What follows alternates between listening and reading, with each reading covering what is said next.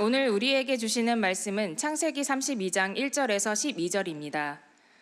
야곱이 그 길을 진행하더니 하나님의 사자들이 그를 만난지라. 야곱이 그들을 볼 때에 이르기를 이는 하나님의 군대라 하고 그 땅 이름을 마하나임이라 하였더라. 야곱이 세일 땅 에돔들에 있는 형 에서에게로 사자들을 자기보다 앞서 보내며 그들에게 부탁하여 가로되 너희는 이같이 내 주 에서에게 고하라. 주의 종 야곱이 말하기를 내가 라반에게 붙여서 지금까지 있었사오며 내게 소와 나귀와 양떼와 노비가 있사오므로 사람을 보내어 내 주께 고하고 내 주께 은혜 받기를 원하나이다 하더라 하라 하였더니 사자들이 야곱에게 돌아와 가로되 우리가 주인의 형 에서에게 이른즉 그가 400인을 거느리고 주인을 만나려고 오더이다. 야곱이 심히 두렵고 답답하여 자기와 함께한 종자와 양과 소와 약대를 두 떼로 나누고 가로되 에서가 와서 한 떼를 치면 남은 한 떼는 피하리라 하고 야곱이 또 가로되 나의 조부 아브라함의 하나님 나의 아버지 이삭의 하나님 여호와여 주께서 전에 내게 명하시기를 내 고향 내 족속에게로 돌아가라. 내가 내게 은혜를 베풀리라 하셨나이다. 나는 주께서 주의 종에게 베푸신 모든 은총과 모든 진리를 조금이라도 감당할 수 없사오나 내가 내 지팡이만 가지고 이 요단을 건넜더니 지금은 두 때나 이루었나이다. 내가 주께 간구하노니 내 형의 손에서 에서의 손에서 나를 건져내시옵소서. 내가 그를 두려워하옴은 그가 와서 내가 내 처자들을 칠까 겁냄이니이다. 주께서 말씀하시기를 내가 정녕 내게 은혜를 베풀어 내 씨로 바다에 셀 수 없는 모래와 같이 많게 하리라 하셨나이다. 아멘.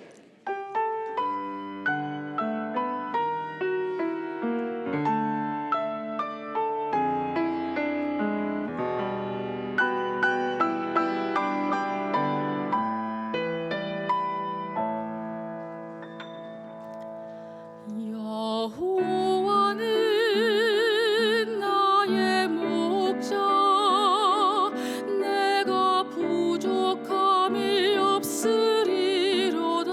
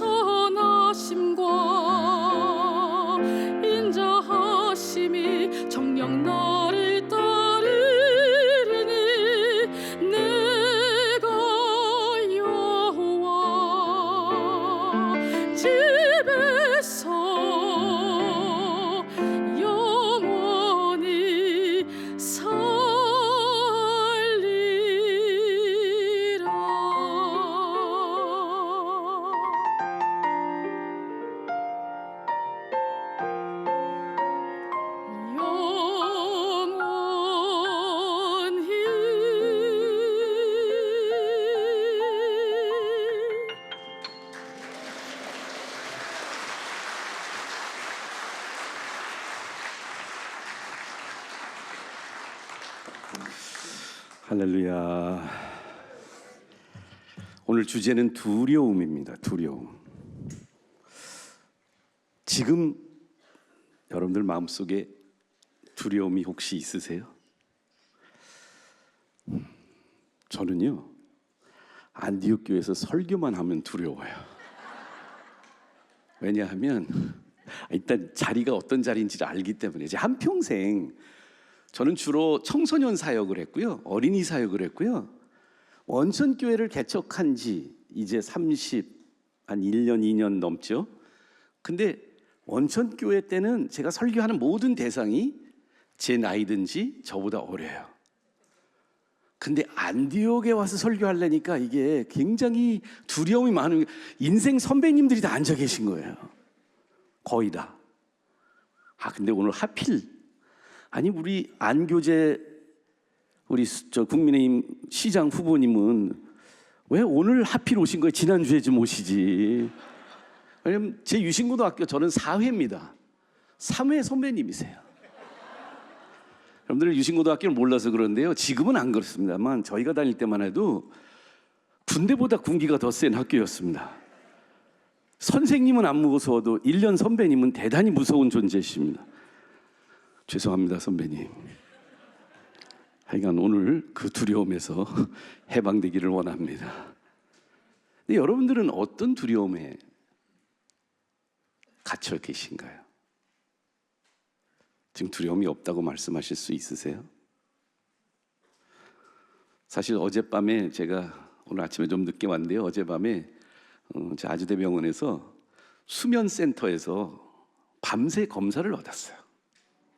제가 수면 무호흡증이라는 이제 당뇨도 나오고, 이제 나이가 이제 65세가 되니까 기계들이 막 고장나기 시작을 하는데, 근데 검사를 미뤘어요. 안 받으려고 그랬어요.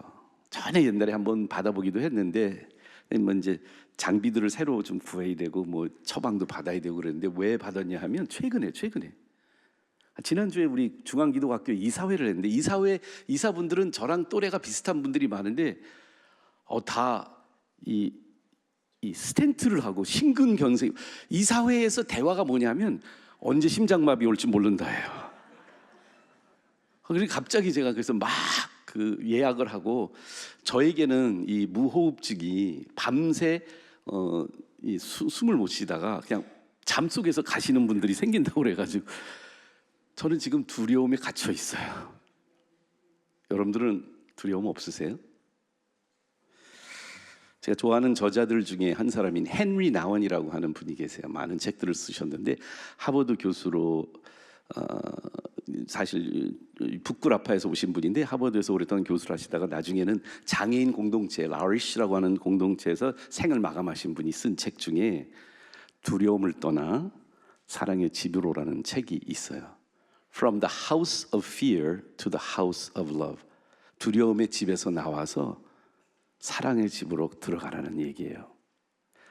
그 글의 서두에 이런 말이 있어요. 우리는 두려움이 많은 사람들입니다. 조금 길게 인용할게요. 사람을 많이 만나면 만날수록, 사람을 더 알면 알수록 두려움이라고 하는 부정적인 힘에 압도당하곤 합니다. 사실은 이 세상에서 제일 무서운 종이 어떤 종인 줄 아세요? 사람이라는 종이에요. 사자보다, 악어보다, 뱀보다 더 무서운 게 사람이에요. 두려움이 우리 존재의 구석구석을 침범하여 두려움 없는 삶이 어떤 것인지 더 이상 알 수 없는 지경에 도달한 것이 아닌가 생각 들 때가 있습니다. 많습니다. 두려움은 우리 안에, 우리 안이나 주변, 가까이 혹은 멀리 도처에 두려움은 깔려 있습니다. 보이는 것, 보이지 않는 것에 대한, 그리고 우리 자신과 타인, 심지어 하나님을 향한 두려움이 늘 존재합니다. 우리가 생각하거나 말하고 행동할 때 두려움은 늘 따라다니며 결코 떨칠 수 없는 편재한 힘과 같습니다. 종종 두려움은 우리 마음을 뚫고 들어와 우리도 모르는 사이에 우리의 선택과 결정을 다 통제합니다. 다양한 방식으로 우리를 괴롭히고 때로는 화를 내게 하거나 우울증, 절망, 심지어 죽음의 공포에 빠뜨리기도 합니다. 두려움은 우리를 강제로 자기 집에서 살게 하는 잔인한 폭군과 같습니다. 대부분의 사람들은 두려움이란 집에 머물며 그것을 당연한 거주지로 여기고 그 기초 위에서 인생을 기획합니다. 보험 몇 가지 들으셨어요? 여러분들이 들고 있는 보험의 숫자들은요, 또는 보험의 액수는요, 우리의 두려움을 수치로 표현하고 있는 것이 아닐까 모르겠습니다. 병에 대한 두려움, 죽음에 대한 두려움, 여러 가지 보험은 두려움을 기초로 하는 세일즈입니다. 내가 두려워하는 사람들은, 이 헨리 나운이 계속해서 말합니다, 나를 지배하는 힘이 크다는 단순한 사실을 깨달았습니다. 나를 두렵게 할 수 있는 사람은 자신이 원하는 일을 내게 시킬 수도 있습니다. 권력과 두려움은 밀접한 관계가 있으며 두려움을 주입하고 유지시킬 수 있는 사람은 막강한 권력을 휘두를 수 있습니다. 세상에는 두려워하는 아이들, 두려워하는 학생들, 두려워하는 환자들, 고용인들, 부모들, 목회자들, 그리고 신자들이 참 많습니다. 이들 뒤에는 거의 항상 그들을 통제하고 위협하는 인물, 아버지, 선생님, 의사, 상사, 목사 혹은 하나님까지 서 있습니다. 두려움은 우리를 통제하고자 하는 사람들의 손에 쥘 수 있는 가장 효과적인 무기입니다. 우리는 두려움의 집에 살고 있는 것 같습니다. 내 안에 무의식적인 두려움까지도 제 삶을 꽉 붙잡고 있는 것 같지 않으세요? 지금 두려움은 어떤 두려움이세요? 특성 불러주신 우리 소영 자매님, 우리 안디옥 교회의 가장 자랑스러운 우리 또 솔로이스트 아니겠어요? 근데 제가 생각해봤어요. 박소영 자매는 어떤 두려움을 가질까? 아마 노래가 내 생명인데, 처녀 때는 노래가 잘 됐는데 아기 낳으면 노래가 안 되면 어떻게 하지? 애 보느라고 연습, 그런 두려움 좀 있지? 근데 오늘 보니까 괜히 걱정이야. 우리 속담에 그런 말이 있죠. 그런 이야기가 있죠. 어머니가 자녀가 아들이 둘이 있는데 하나는 집신장수, 하나는 우산장수. 그 엄마 마음속에서는 어떻게 살아갈까? 해가 나면 우산장수 아들이 성공하지 못할까 두렵고, 비가 오면 집신장수 아들이 성공하지 못할까 두렵고, 이래도 두렵고 저래도 두렵고. 오늘 본문 읽어드린 창세기 32장의 이야기는 저는 야곱의 인생에서 가장, 영어로 watershed, 그의 인생을 가름하는 중요한 전환점의 이야기예요. 근데 이 32장 안에 지명, 그러니까 야곱이 지명을 어디 그 장소를 이름하거든요. 오늘 이 32장에 지명이 2개가 나와요. 물론 우리가 다음 주에는 32장 하반부를 볼 거예요. 근데 첫 번째 지명은 마하나임이라는 지명이 나와요. 오늘 야곱은 마하나임에 서 있어요. 다음 주는 우리 브니엘이라고 하는, 내가 하나님과 대면하고 하나님과 씨름하고 내가 죽지 않았다라고 브니엘이라고 이름 짓는 야복강가의 씨름 이야기가 다음 주의 이야기예요. 그건 그냥 예견입니다. 근데 제 두려움을 해소할, 혹시 김장한 목사님 빨리 오시면 다음 주에 설교도 없어요. 그런데 오늘 이야기의 마하나임, 하나님의 군대라는, 오늘 영곤 장로님이 기도해서 제 설교할 걸 다 해버려가지고 제 설교 안 해도 될 것 같긴 하지만 오늘 이야기를 보려고 합니다. 오늘 이야기 속에 32장에 여러분들이 스토리를 좀 아시기를 원하는데요. 제가 이렇게 그 주보에 보시면 제가 오늘 설교를 2가지 큰 포인트로 말씀을 드릴 거예요. 하나는 두려움을 우리가 좀 해부하고 싶어요. 두려움을 제대로 한번 현미경으로 보고 그 안을 보고 싶고요. 2번째로는 두려움이 어떻게 해소되는가를 생각하고 싶거든요. 근데 두려움을 유심히 보면 심리학자들이나 이런 정신의학자들은 두려움은 주로 3가지 통로가 우리 안에 두려움이 온다고 합니다. 우리들 안에는 타고난 두려움이 있어요. 타고난 두려움, 태생적 두려움이 있어요. 이건 동물적인 두려움이에요.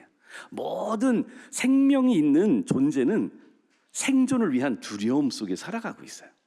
이거를 이제 영어 단어는 fight or flight 기질이라고 하는데 싸우든지 도망가든지. 그래서 거의 이 말초 신경적이죠. 그러니까 우리 안에 땅 그러면 사람들이 다 이러잖아요. 팡 하고 뭐 폭발음을 들으면 우리도 모르게 우리가 생각할 겨를도 없이 우리가 움츠리거나 엎드립니다. 동물적인 태생적인 두려움이 있어요. 이 타고난 두려움, 야곱의 이야기는 태생적으로부터 야곱이 어떤 두려움을 지니고 살았는지를 보여줍니다. 야곱은 그 엄마 리브가의 뱃속에 있을 때부터 쌍둥이로 태어났는데, 그 당시에는 뭐 초음파가 없었으니까 쌍둥이인지를 모르고 야곱과 에서의 아버지 어머니 이삭과 리브가는 걱정을 많이 했어요. 왜 이렇게 통증이 심할까? 임신을 했는데, 오랜만에 60세가 돼서 임신을 했는데 왜 이 뱃속에서 이렇게 뭔가 소용돌이를 치고 있을까? 하나님 나타나서 말합니다. 두 나라가 태 속에서 싸우고 있다고 리브가가 이야기를 들어요. 그런데 결국 태어나는 순간에도 그 싸움은 끝이지 않아요. 야곱은 태어날 때부터 가지고 있었던 태생적 두려움은 뭐였냐 하면, 자기는 형의 발꿈치, 야곱이란 이름의 뜻이 발꿈치를 움켜잡는다, 움켜잡는 존재. 그래서 지어진 거예요. 왜냐하면 그에게 어떤 공포가 있었냐면, 먼저 가야지, 먼저 이기지 않으면, 빨리 하지 않으면, 내가 형을 밀고 나가지 않으면 난 질 거야, 나는 망할 거야, 내 인생은 끝장날 거야. 그 두려움으로 그는 태어납니다. 이름이 그의 두려움을 상징합니다. 우리들은 태생적인 두려움을 가지고 태어나지 않으셨어요. 나름 우리 여기 앉아 계신 모든 분들마다 다른 환경에서 태어나셨고 다른 상황 속에서 태어나셨는데, 우리 안에 아주 본질적이고 생존적인 두려움이 우리를 계속해서 한평생 지금까지 몰고 가는지 모르겠어요. 어떤 두려움은 왜 생겼는지도 몰라요. 우리 애들이 4명인데 딸 중에 1명은 극도로 새만 보면 공포를 느껴요. 그래서 조류 공포증이 있어. 근데 얘가 해필 지금 어디 살고 있냐면 뉴욕에 사는데, 자기 집에서 지금 대학원 다니면서 나가야 되는데, 거기 바로 뉴욕에 있는 그 센트럴 파크가 있거든요. 거기에 유독 새들이 많은 거예요.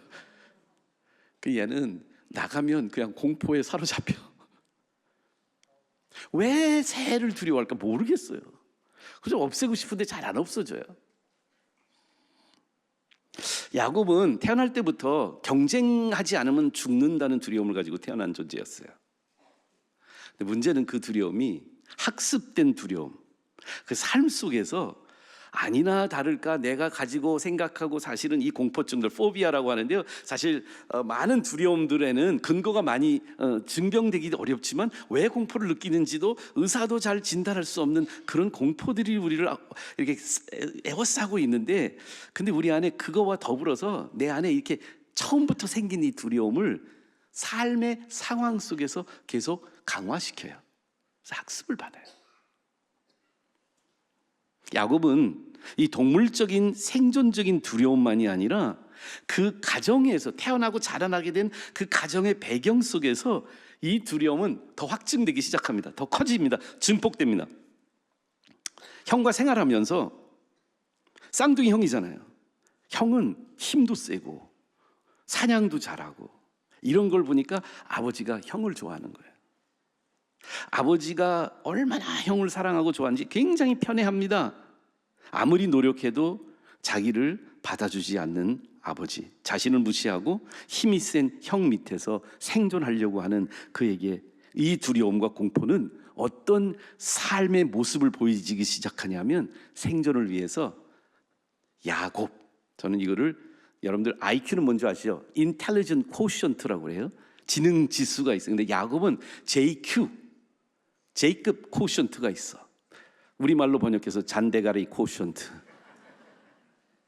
머리를 쓰지 않으면 이길 수가 없는 거예요. 형을 이길 수가 없어.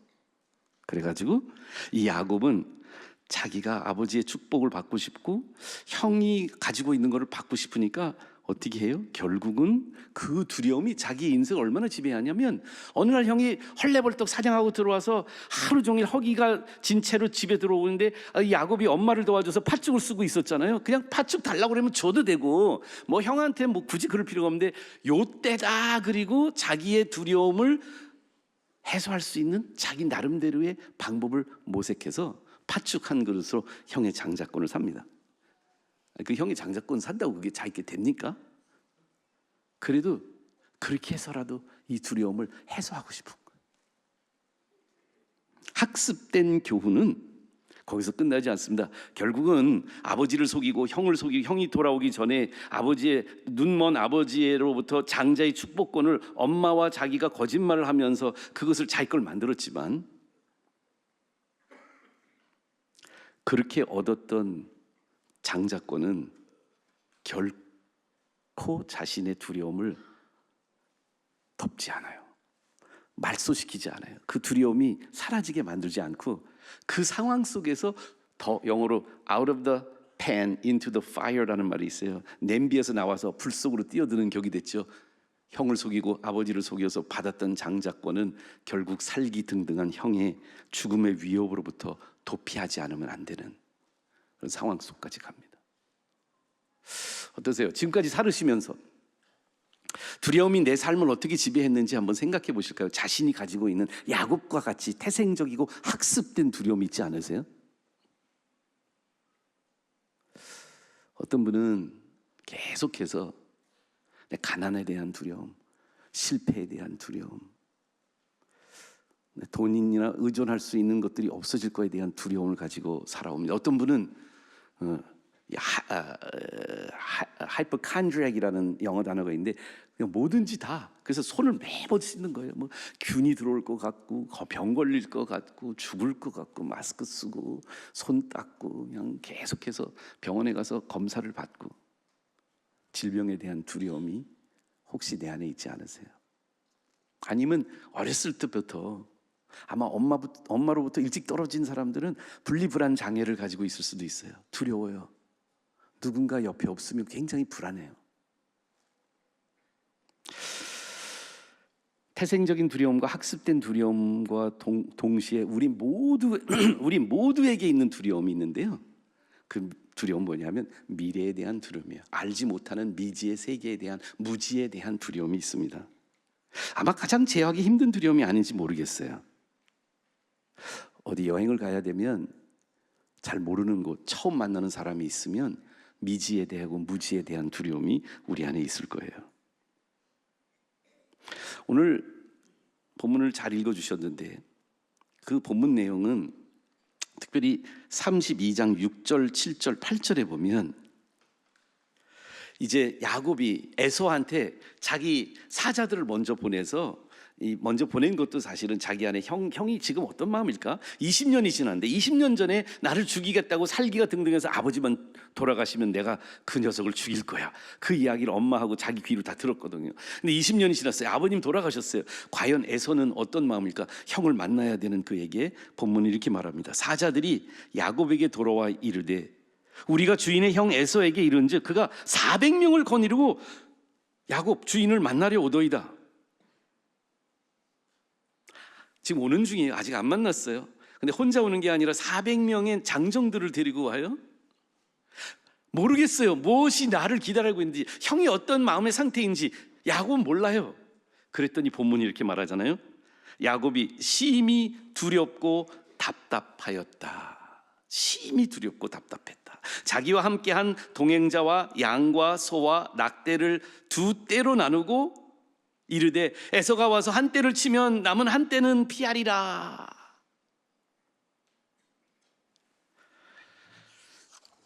야곱의 두려움은 태생적, 학습된 그리고 미지에 대한 두려움이 다 어울리는 장면이 오늘 창세기 32장에 있는 것 아니겠습니까?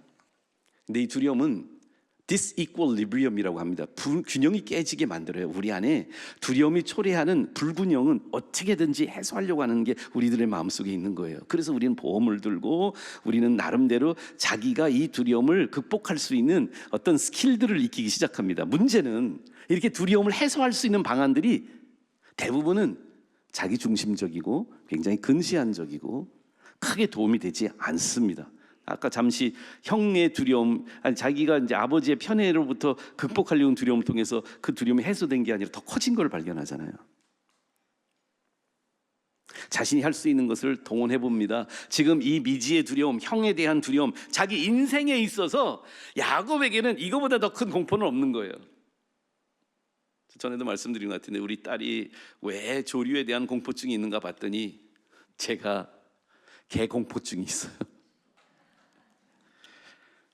여기 보시면 나중에 가까이 보여드릴게요. 여기 보시면 이렇게 아직도 상흔이 남아 있는데 제가 한 4살밖에 되지 않았어요. 아주 어렸을 때 저희 고모 김인숙 권사님, 고모님 댁이 저희 집에서부터 한 2km 정도 떨어져요. 한 30분 걸어가면 고모 집이 있었는데 고모 집에 아주 사나운 개를 기르는데 묶어놨어요. 근데 뜰 안을 이렇게 들어가면 개가 어르렁거려요. 우리 사촌 형님이 제가 하도 무서워하니까 개 입을 이렇게 손으로 잡고 와서 쓰다듬으라는 거예요. 바보같이 제가 그 개를 쓰다듬었죠. 근데 으르렁거리는 그 개가 그 손을 뿌리치고 제 어린 이 4살짜리 의 손가락을 물어서 죄송합니다. 이 손가락 이렇게 댕강댕강 이렇게 매달리는 손가락. 그거를 피나는 손을 싸고 그때 기독병원에 가서 마취가 안 된대요. 또 그래서 그냥 그 꼬맸던 그 공포가 있어서 저는 지금 치와와만 봐도 도망갑니다.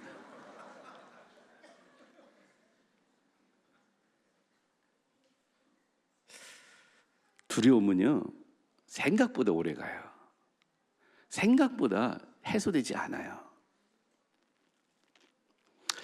야곱이 저는 뭐냐 하면 어떻게 하냐면 일단 개 있는 집을 안 가고요. 개가 저기서 오면 다시 다른 데로 골목을 빠질 수 있으면 빠져나가고 저 나름대로 문제를 해결해요. 근데 개 공포는 안 없어져요. 이해하세요? 무슨 얘기인지? 야곱이 할 수 있는 건 뭐가 있을까? 나름대로 형이 400명을 데리고 온다니까 자기 인생 공포잖아요. 이거는 포비아 중에 그런 포비아가 없어요. 그 공포를 자기가 해소할 수 있는 방법 딱 하나밖에 없는 거야. 자기 팀을 그냥 2팀으로 나누는 거야. 뭐 아니면 도 아니겠어요? 이쪽을 치면 이쪽이 사는데 어느 쪽을 먼저 칠지 어떻게 알아?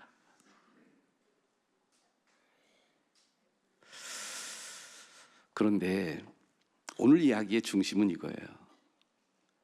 야곱이 자기 스스로 자신의 공포를 해결할 수 없고 인간이 두려움의 집에서 태어나서 이 사랑의 집으로 이사가는 방식은 우리의 노력으로 가능하지 않다는 것이에요. 그것도 이 책의 내용이기도 한데요. 오늘 이야기를 쭉 읽었는데 만약에 이 이야기를 오늘 32장을 여러분들이 그냥 읽으면 제가 처음에 그냥 읽을 때 2가지가 전혀 관계가 없는 것 같았어요. 어떤 게 관계가 없었냐면 제가 여러분들 1절 2절을 한번 다시 보려고 그러거든요. 1절 2절 32장 1절 2절을 보니까 야곱이 길을 가는데 하나님의 사자들이 그를 만난지라 야곱이 그들을 볼 때에 이르기를 이는 하나님의 군대라 하고 그 땅 이름을 마하나임이라 하였더라. 그리고 이제 3절에 야곱이 세일 땅 에돔 들에 있는 형 에서에게로 자기보다 앞서 사자를 보내며 이렇게 말이 나오잖아요. 근데 이 앞부분의 이야기 야곱이 이제 라반 외삼촌 집에서 나와가지고 아내들과 또 자녀들과 그리고 모든 재산을 다 가지고 이제 가고 있는데 그 길 가는데 형이 오기 전에 제일 먼저 만나게 된 존재들이 있어요. 눈에 보이는 존재들이 아니었지만 야곱은 그들을 만나요.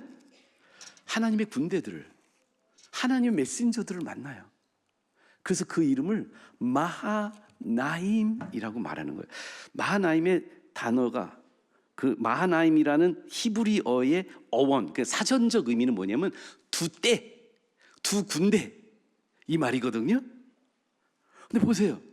야곱이 그 형 에서가 400명을 데리고 온다는 이야기를 들으면서 자기 공포가 극대화됐을 때 야곱의 안에서 자기 나름대로의 솔루션이 뭐였어요? 내가 가지고 있는 걸 2대로 나누는 거였어. 근데 자기가 그 공포를 느끼기 전에 2대로 나누기 전에 하나님의 사자를 먼저 보내셔서 하나님이 만나게 하셔서 꿈속에서 나타나셔서 이 야곱에게 눈을 뜨게 보이지 않는 세상을 눈뜨게 한 것이 뭐였다고요? 두 떼를 보게 한 거예요. 근데 이 두 떼는 자기가 소유하고 있는 두 떼와 다른 거예요. 여러분들, 우리 인생에 보이지 않는 세계가 있어요. 근데 하나님 보여주고 싶었어요. 두 떼가 있는데 이 두 떼는 내 꼼수로, 내 JQ로, 내 방식으로 내가 두려움을 해소하려고 하는 방식이 아니라 눈에 보이지 않는 것 중에 꼭 보아야 되는 거 있는 거예요. 하나님의 군대를 볼 수 있어야 돼요. 여호수아가 모세가 죽어서 너무 두렵잖아요. 여호수아 1장을 읽으시면 하나님이 반복적으로 여호수아한테 나타날 때마다 하는 게 있어요. 두려워하지 말아라, 두려워하지 말아라. 얼마나 겁쟁이였길래. 근데 이 여호수아가 이제 요단강을 건너서 이제 곧 그 여리고를 함락하러 가야 되는데 미리 여호수아 혼자서 새벽에 정탐을 하러 가요. 근데 여리고를 보기 전에 그 철옹성 같은 여리고 성을 직접 맞닥뜨리고 적군들을 보기 전에 먼저 만나는 사람이 있어요. 하나님의 사자를 만나요. 그래서 말합니다. 당신은 누구 편입니까? 근데 사자가 말하죠. 네 질문이 잘못됐어. 내가 여리고 편인지 이스라엘 편인지가 중요한 게 아니야. 지금 질문의 본질은 뭐냐면 여리고든 너든 이스라엘이든 여리고든 누가 하나님 편이냐가 더 중요한 거 아니니? 하나님이 우리 편이 아니고요, 우리가 하나님의 편인지 아닌지를 야곱에게 먼저 보여주셨을 거예요. 하나님의 군대를 본 거예요. 하나님의 군대를 보고 마하나임이라고 그랬어요. 오늘 수많은 공포 속에서 살아오는 우리들이 이 공포를 극복할 수 있는 길은 하나밖에 없어요. 근데 그 길은 내가 만드는 길이 아니고요, 하나님이 먼저 보여주세요. 하나님이 먼저 다가오세요. 하나님이 먼저 우리들을 찾아오세요. 그리고 우리가 그 하나님이 오신 것을 영의 눈을 뜨고 볼 수만 있다면 우리도 고백할 수 있어요. 마하나임. 공포는 그냥 피하는 게 아니에요. 여러분들 열왕기 하라는 책에서 6장에 보면 엘리사라는 주의 종이 이제 아람 군대가 막 쳐들어오고 이런 거가 돼서 그 사환이 열왕기 하 6장 15절에 하나님의 사람 엘리사의 사환이 일찍 일어나서 밖에 나가 보니까 군사와 말과 병거가 성읍을 에워싼 거예요. 그의 사환이 엘리사에게 말합니다. 근데 여기 이렇게 기록되어 있어요. 성경은 내 주여, 공포의 신음이에요. 내 주여, 우리가 어찌게 하니까 하니까 엘리사가 대답하여 두려워하지 말라. 우리와 함께 한 자가 그들과 함께 한 자보다 많으니라 하고 기도하여 이르되, 엘리사가 기도합니다. 여호와여 원하건대 그의 눈을 열어서 보게 하소서 하니 여호와께서 그 청년의 눈을 여심해 그가 보니 불말과 불병거가 산에 가득하여 엘리사를 둘렀더라. 혹시 질병에 대한 두려움이 있으세요? 죽음에 대한 두려움이 있으세요?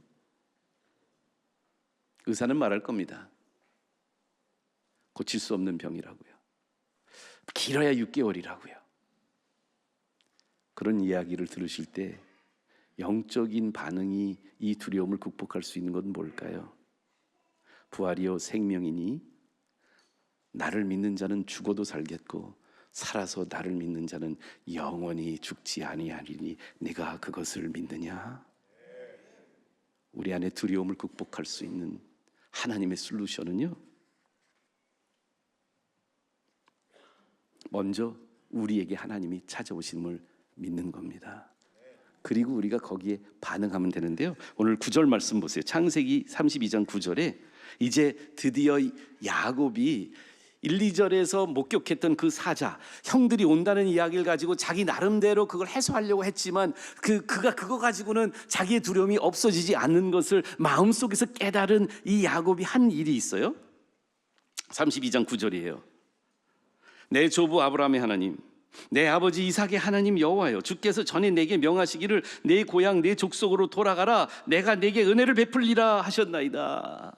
예, 이거는 31장에 나온 하나님의 약속. 그리고 28장, 지난번에 여러분들 베델 이야기 기억나시죠? 28장에 벌써 하나님이 오래전에 20몇 년 전에 야곱에게 약속했던 거예요. 그리고 10절에 나는 주께서 주의 종에게 베푸신 모든 은총과 모든 진실하심을 조금도 감당할 수 없사오나 내가 내 지팡이만 가지고 이 요단을 건넜더니 지금은 두 때나 이루었나이다. 하나님이 또 나타나죠. 내가 주께 간구하오니 내 형의 손에서 에서의 손에서 나를 건져 내옵소서. 근데 여기 잘 보세요. 11절에 내가 그를 두려워함은 그가 와서 나와 내 처자들을 칠까 겁이 나기 때문입니다. 주께서 말씀하시기를 내가 반드시 내게 은혜를 베풀어 내 씨로 바다에 셀 수 없는 모래같이 되게 하리라 하셨나이다. 여러분, 야곱이 가장 큰 두려움, 가장 오래된 두려움, 가장 깊숙하게 자기 삶을 그동안에 힘들게 했던 그 두려움을 극복할 수 있었던 길이 뭔지 아세요? 그의 두려움을 하나님 앞에 인정한 거야. 여러분들 용기 있는 사람, 굉장히 두려움이 없는 사람, 그러니까 courageous한 사람, 용감스러운 사람은 여러분들 어떤 사람인 것 같아요? 우리 대부분 그렇게 생각하잖아요. 용기가 있는 사람은 두려움이 없는 사람이다. 그렇게 믿지 않으세요? 루스벨트 대통령은 그렇게 말하지 않아요. 용기란 두려움이 없는 상태가 아니다. 여러분들 두려움이 없는 상태는 용기가 아니고 객기예요. 아무것도 모르는 사람들이 객기 부려요. 용기란 두려움이 없는 상태가 아니다. 두려움보다, 용기란, 진정한 용기란 두려움보다 더 중요한 무언가가 있다는 사실을 판단하는 것이다. 내 안에 두려움이 있어요. 하나님한테 인정하세요. 나 배척당할 것 같아. 나 질 것 같아. 나 실패할 것 같아. 나 죽을 것 같아. 하나님, 제 안에 두려움이 있어요. 저를 움직이게 하는 이 두려움들을 하나님 앞에 고백합니다. 그러나 하나님, 저에게 두려움보다 더 중요한 무언가가 있는 것을 이 시간에 인정합니다. 그것이 바로 뭐냐면 하나님만이 아니고 하나님이 나를 사랑하신다는 그 사실이에요. 이 책의 결론으로 오늘 말씀을 마치려고 그래요. 이 책의 결론이 뭔지 아세요? 사실은 시작부터 그 결론이 나와요. 요한일서 4장 18절을 인용합니다. 사랑 안에 두려움이 없고 온전한 사랑이 두려움을 내쫓나니 두려움에는 형벌이 있음이라. 두려워하는 자는 사랑 안에서 온전히 이르지 못하였느니라. 여기 사랑 안에 두려움이 없다. 이게 뭘까요? 바로 그 전 17절에 이로써 사랑이 우리에게 온전하게 이룬 것은 우리로 심판날의 담대함을 가지게 하려니 주께서 그러하심 같이 우리도 이 세상에서 그러하리라. 여러분들, 사랑은 예수님이에요. 사랑 안에 두려움이 없어요. 예수님 안에만 두려움이 없어요. 그리고 온전한 사랑, 온전히 예수님이 그 두려움을 내쫓아요. 왜 그러냐면 우리의 가장 태생적이고 가장 말초신경적이고 가장 깊숙한 우리 영혼의 두려움 뭐냐면 형벌에 대한 두려움이에요. 선악을 알게 하는 나무를 따먹은 이후 우리 조상 때문에, 아담과 하와 때문에 우리 안에는 영혼의 깊숙한 두려움이 있는 거예요. 이것을 먹는 날 너는 정령 죽이라고 하는 하나님 말씀을 거역한 우리 모두에게는 두려움이 있어요. 형벌에 대한 두려움이 있어요. 그런데 두려움 안에서, 두려워하는 자는 사랑 안에서 온전히 이루지 못한 거예요. 하나님이 나를 사랑한다는 것을 인식하지 못하고 그것을 깊이 체휼하지 못할 때 두려움은 우리 안에 우리 인생을 계속 힘들게 합니다. 그 똑같은 요한일서 4장에 9절에 이런 말씀, 하나님 사랑이 우리에게 이렇게 나타난 바 됐대요. 하나님 우리가 어떻게 사랑한 줄 아세요? 하나님이 자기의 독생자를 세상에 보내시면, 요한복음 3장 16절도 외우시죠? 하나님이 그 세상을 나로 바꾸세요. 하나님이 요셉이를 이토록 사랑하사 뭐 하셨어요? 독생자를 주신다. 이 완전한 사랑이 어떻게 나타났냐면 하나님이 자기의 독생자를 보내주셔서 그로 말미암아 우리를 살리려 하심이니라. 사랑은 여기 있으니 우리가 하나님 사랑한 것이 아니요 하나님이 우리를 사랑하사 우리 죄를 속하기 위하여 화목제물로 그 아들을 보내셨음이니라. 바울은 나중에 이렇게 말합니다. 로마서 8장 31절 그런즉 이 일에 대하여 무슨 말을 하리요? 만일 하나님이 우리를 위하시면 누가 우리를 대적하리요? 자기 아들을 아끼지 아니하시고 우리 모든 사람을 위하여 내어주시니가 어찌 그 아들과 함께 모든 것을 우리에게 주시지 아니하였느냐. 저에게 공포 같은 존재 삼회 안민재 선배님. 지금 다 성을 바꿔버렸네요. 두려움이 있으세요? 하나님만 믿으시면, 그 아들을 주신 것을 믿으시면 그 두려움이 사라질 줄 믿습니다. 기도하시겠습니다. 하나님, 이제 헌금을 위해서 기도할 때 말씀의 내용도 성령님께서 우리에게 확증시켜 주시옵소서.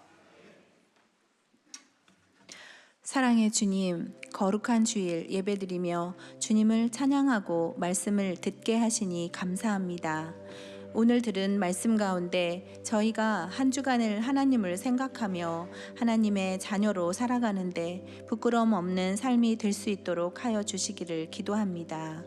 언제나 주님을 열망하며 주님께 가까이 나아가기를 바라는 순전한 믿음을 품고 살게 하여 주옵소서. 저희 생에 남아있는 시간 동안 한 사람에게라도 더 복음을 전할 수 있도록 용기 주시기를 바랍니다. 오늘 정성껏 준비한 이 예물이 하나님 전하는 복음 사업에 잘 사용될 수 있도록 하여 주시기를 기도드립니다. 이 모든 말씀 예수님의 이름으로 기도드렸습니다. 아멘.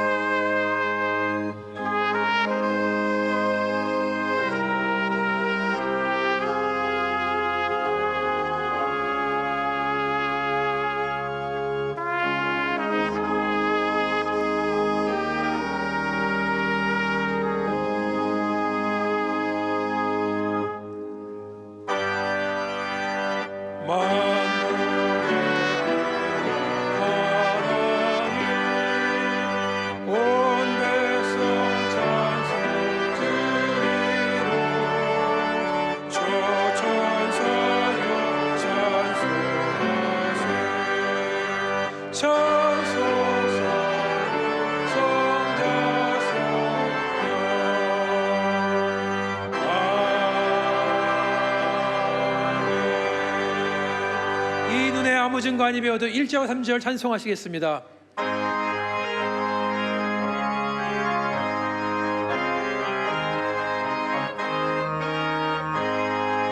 이 눈에 아무 증거아니 배워도 믿음만을 가지고 손을 걸으며 이 귀에 아무 소리 아니 들려도 하나님의 약속이 소리라 걸어가세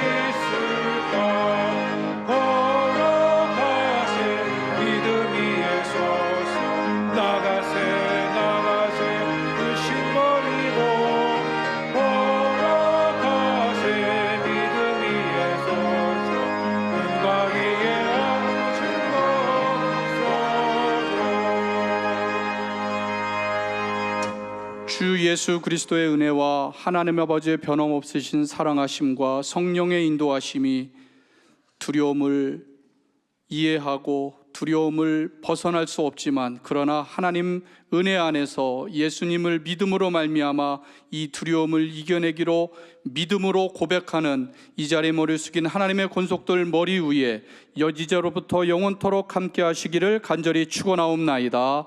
아멘.